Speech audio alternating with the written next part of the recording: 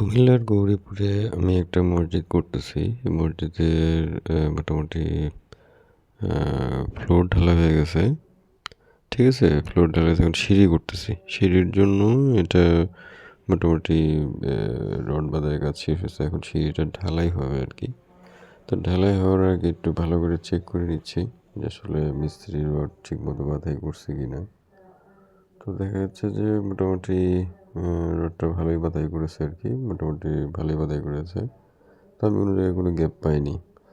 এই মসজিদটা মোটামুটি 3,500 স্কোয়ার ফিট হবে এবং প্রথম ফ্লোরটা হবে 14 ফিট উপরে।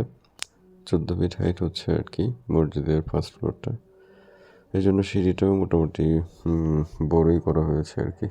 ঠিক আছে, এখন সিঁড়িটা হয়ে যাওয়ার পরে আমরা ছাদের রডের কাজ শুরু করবো। মোটামুটি আমাদের কলামগুলো শেষ হয়ে গেছে, কলামগুলো সবগুলো তুলে ফেলছি। এখন সিঁড়িটা হয়ে যাওয়ার পরে আমরা উপরের কাজ ধরবো আর কি। তো ইনশাল্লাহ সবাই দোয়া করবেন যাতে মসজিদের কাজটা ভালোভাবে করতে পারি আর কি। আর আপনাদের যদি কারো কাজ থাকে অবশ্যই আমাদের জানাবেন। আসসালামু আলাইকুম, ভালো থাকবেন।